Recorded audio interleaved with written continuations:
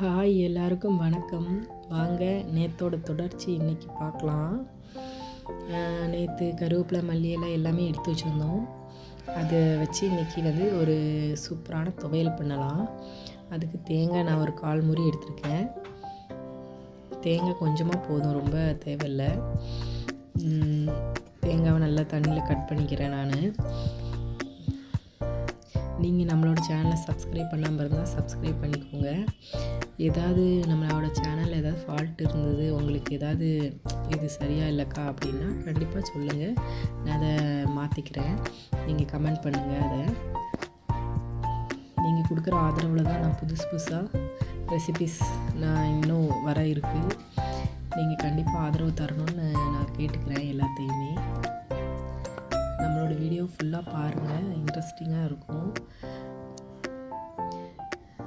இதை கட் பண்ணி எடுத்துக்கலாம் துவையலுக்கு.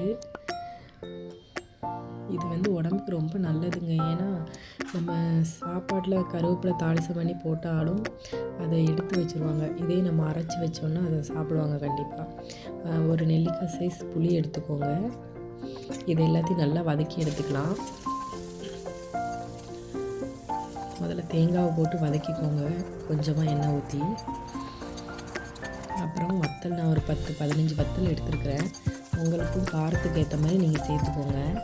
சிலர் காரம் கம்மியாக சாப்பிடுவாங்க, சிலர் காரம் அதிகமாக சேர்த்துப்பாங்க. அதனால் அதுக்கு ஏற்ற மாதிரி நீங்கள் எடுத்துக்கோங்க. இப்போ நம்ம எடுத்து வச்ச இந்த கருவேப்பிலை மல்லி புதினா இதையும் சேர்த்து வதக்கிக்கலாம். நல்லா வதக்கிக்கோங்க இதெல்லாம். அப்படின்னா தான் பச்சை வாடை இருக்காது.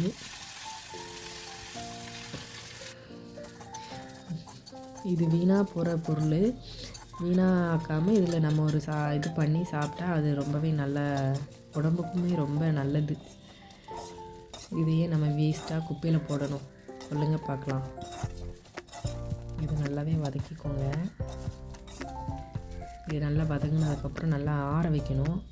நல்லா ஆறினதும் இந்த மாதிரி வதக்கிக்கோங்க. நல்லா ஆற வச்சு அதுக்கப்புறம் ஒரு மிக்ஸி ஜாரில் போட்டு அரைச்சிக்கலாம். நான் ஒரு பெரிய மிக்ஸி ஜார் எடுத்திருக்கேன். அதில் எல்லாத்தையுமே போட்டு நல்லா மையாக அரைச்சிக்க வேண்டியதான். இதில் 5 பல் பூண்டு போட்டிருக்கேன். இதை நல்லா மையாக அரைச்சிட்டு கடுகு கருவேப்பிலை போட்டு தாளிச்சிக்கலாம். தாளித்து நம்ம அரைச்சி வச்சதை போட்டு கொஞ்சம் தண்ணி கலந்து கழுவி ஊற்றிக்கலாம். இதை நல்லா தண்ணி சுண்டாக வதக்கி எடுக்கணுங்க. இப்போ இவ்வளோ தண்ணி இருக்குது. இதுவே நம்ம ஓரளவு தண்ணி இருக்கிறப்ப நம்ம எடுத்துக்கிட்டால் அதை சட்னியாக யூஸ் பண்ணிக்கலாம்.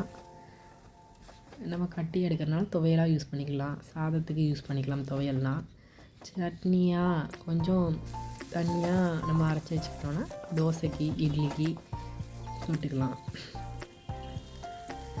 எதுவுமே தொட்டுக்கலாம், ஒன்றும் பிரச்சனை இல்லை.